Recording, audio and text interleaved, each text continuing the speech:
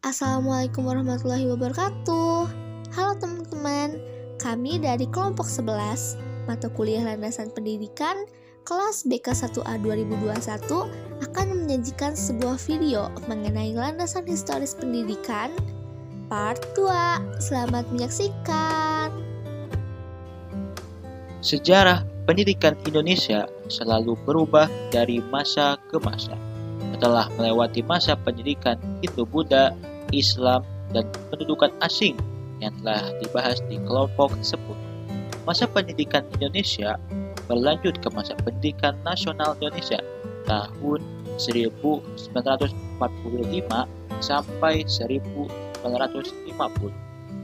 Lalu, berkembang pula pendidikan Indonesia pada masa demokrasi liberal tahun 1950 sampai 1959. Berkembang lagi juga pendidikan Indonesia pada zaman demokrasi terpimpin tahun 1959 sampai 1965 hingga berlanjut ke perkembangan pendidikan nasional Indonesia pada zaman Orde Baru. Tentu saja kita sebagai pelaku dan calon pendidik harus mengetahui landasan historis dari pendidikan yang sampai saat ini berkembang dan menjadi komponen penting dalam kehidupan manusia, khususnya di Indonesia. Pada prakemerdekaan, pendidikan bukan untuk mencerdaskan kaum pribumi, melainkan lebih pada kepentingan kolonial penjajah. Pada bagian ini, semangat menggelorakan keindonesiaan begitu kental sebagai bagian dari membangun identitas diri sebagai bangsa merdeka. Karena itu, tidaklah berlebihan jika instruksi menteri saat itu pun berkaitan dengan upaya memompa semangat perjuangan dengan mewajibkan bagi sekolah untuk mengibarkan sang merah putih setiap hari di halaman sekolah, menyanyikan lagu Indonesia Raya, hingga menghapuskan nyanyian Jepang Kimigayo. Organisasi kementerian yang saat itu masih bernama Kementerian Pengajaran pun masih sangat sederhana. Tapi kesadaran untuk menyiapkan kurikulum sudah dilakukan. Menteri Pengajaran yang pertama dalam sejarah Republik Indonesia adalah Ki Hajar Dewantara. Pada Kabinet Syahrir I, Menteri Pengajaran dipercayakan kepada M.R. Mulia. M.R. Mulia melakukan berbagai langkah seperti meneruskan kebijakan menteri sebelumnya di bidang kurikulum berwawasan kebangsaan, memperbaiki sarana dan prasarana pendidikan, serta menambah jumlah pengajar. Pada Kabinet Syahrir II, Menteri Pengajaran dijabat Muhammad Syafei sampai tanggal 2 Oktober 1946. Selanjutnya, Menteri Pengajaran dipercayakan kepada M.R. Suwandi hingga 27 Juni 1947. Pada era kepemimpinan M.R. Suwandi ini, terbentuk Panitia Penyelidik Pengajaran Republik Indonesia yang diketuai Ki Hajar Dewantara. Panitia ini bertujuan meletakkan dasar-dasar dan susunan pengajaran baru. Masa demokrasi liberal ditandai oleh dilaksanakannya UUD sementara 1950 yang ditetapkan berlaku sejak 13 Agustus 1950 sebagai Dasar Negara Kesatuan Republik Indonesia. UUD sementara 1950 merupakan konstitusi sementara Republik Indonesia Serikat yang diubah menjadi Undang-Undang Dasar Sementara Republik Indonesia berdasarkan piagam persetujuan pemerintah Republik Indonesia Serikat dan pemerintah Republik Indonesia tanggal 19 Mei 1950. Ditetapkan oleh Dewan Perwakilan Rakyat dan Senat. Dalam mukadimah dinyatakan bahwa Pancasila sebagai dasar negara kesatuan dengan rumusan yang sama dengan rumusan konstitusi sementara RIS dan dengan pasal tentang pendidikan yang sama pula dengan pasal 30 konstitusi sementara RIS. Tujuan pendidikan dan pengajaran didasarkan pada UU nomor 4 tahun 1950 tentang dasar-dasar pendidikan dan pengajaran di sekolah yang berlaku di RI melalui UU nomor 12 tahun 1994 berlaku untuk seluruh Indonesia adalah membentuk manusia sosial yang cakap dan warga negara yang demokratis serta bertanggung jawab terhadap kesejahteraan masyarakat dan tanah air. Pendidikan pengajaran berdasarkan asas-asas yang termaktub dalam Pancasila Undang-Undang Dasar Negara Kesatuan dan atas kebudayaan kebangsaan Indonesia. Pada pasal 5 dinyatakan bahwa Indonesia sebagai bahasa persatuan adalah bahasa pengantar di sekolah-sekolah di seluruh Indonesia. Pada pasal 5 ayat 2 dinyatakan di taman kanak-kanak dan 3 kelas yang terendah di sekolah terendah, bahasa daerah boleh dipergunakan sebagai bahasa pengantar. UU Nomor 4 Tahun 1950 berlaku di seluruh Indonesia dalam rangka Negara Kesatuan pada tanggal 18 Maret 1954 setelah menjadi UU Nomor 12 Tahun 1954. Pada tanggal 25 Agustus 1950, sebagai tindak lanjut dari pengumuman bersama, Kementerian Pendidikan Pengajaran dan Kebudayaan Negara Kesatuan RI mengeluarkan pengumuman tentang intisari perubahan sekolah-sekolah di dalam tahun pengajaran 1945-1950. Pengumuman tersebut berubah sekolah rakyat dan sistem sekolah lain-lain. Dalam penyelenggaraan pendidikan pada zaman demokrasi liberal, maka diadakan persiapan kewajiban belajar, yakni pada tahun 1950 dalam rangka pendidikan dan pengajaran untuk semua warga negara disiapkan suatu rencana 10 tahun kewajiban belajar. Lalu dikeluarkan Peraturan Pemerintah Nomor 5 Tahun 1951 tentang pelaksanaan penyerahan sebagian daripada urusan pemerintah pusat dalam peran pendidikan, pengajaran, dan kebudayaan kepada provinsi.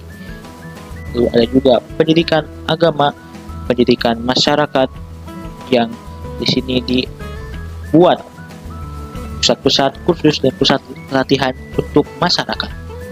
Lalu ada juga partisipasi pendidikan dari swasta, yakni sejak tahun 1951 banyak sekolah-sekolah swasta didirikan, seperti sekolah Muhammadiyah, taman siswa, dan sekolah-sekolah lain.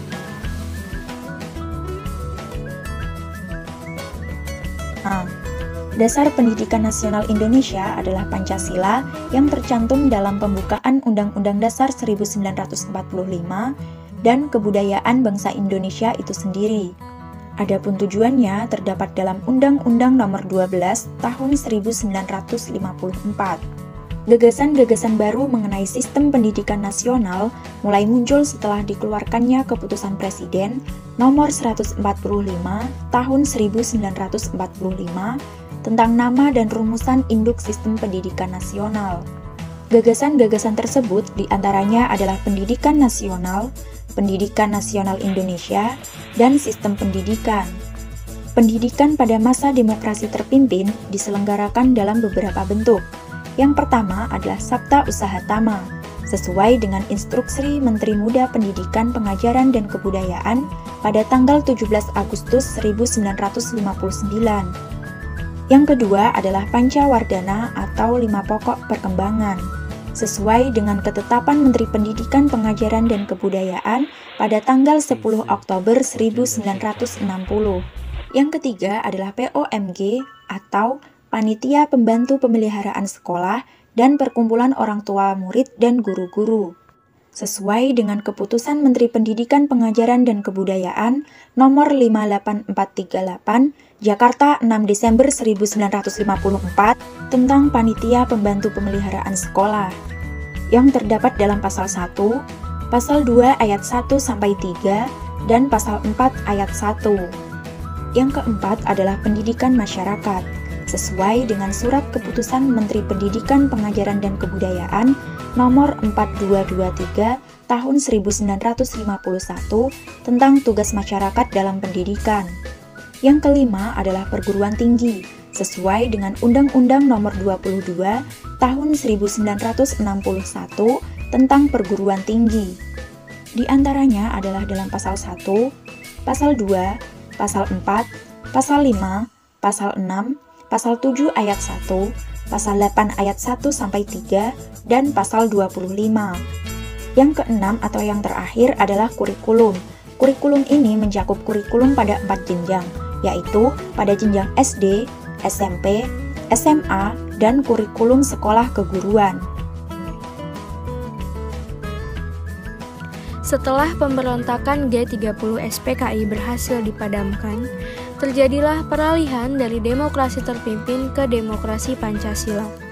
Era tersebut dikenal dengan nama Orde Baru yang dipimpin Presiden Soeharto. Kebijakan di bidang pendidikan di era Orde Baru cukup banyak dan beragam, mengingat Orde ini memegang kekuasaan cukup lama, yaitu 32 tahun. Kebijakan-kebijakan tersebut antara lain kewajiban penataran P4 bagi peserta didik, normalisasi kehidupan kampus, bina siswa melalui OSIS, ejaan bahasa Indonesia yang disempurnakan atau EYD, kuliah kerja nyata atau KKN bagi mahasiswa, merintis sekolah pembangunan, dan lain-lain. Pada era ini, tepatnya tahun 1978 ajaran baru digeser ke bulan Juni. Pembangunan infrastruktur pendidikan juga berkembang pesat pada era Orde Baru tersebut. Menteri Pendidikan dan Kebudayaan di era Orde Baru antara lain Dr. Daud Yusuf, Profesor Dr. Nugroho Noto Susanto, Profesor Dr. Faud Hasan, Profesor Dr. Ingwardi Manjoyo Negoro, dan Profesor Dr. Wiranto Aris Munandar. Jadi, pada masa proklamasi RIS, kesadaran untuk menyiapkan kurikulum sudah dilakukan, meskipun Kementerian Pengajaran pada saat itu masih sangat sederhana. Bidang pendidikan pada masa demokrasi liberal sudah mulai mengalami perubahan. Di antaranya adalah perubahan sekolah, seperti sekolah rakyat, dan lain-lain. Selanjutnya, pada masa demokrasi terpimpin, pendidikan dilaksanakan dalam beberapa bentuk. Sedangkan pada masa Orde Baru, kebijakan dalam pendidikan sudah cukup beragam. Baik, cukup sekian dari kelompok kami. Terima kasih atas perhatiannya.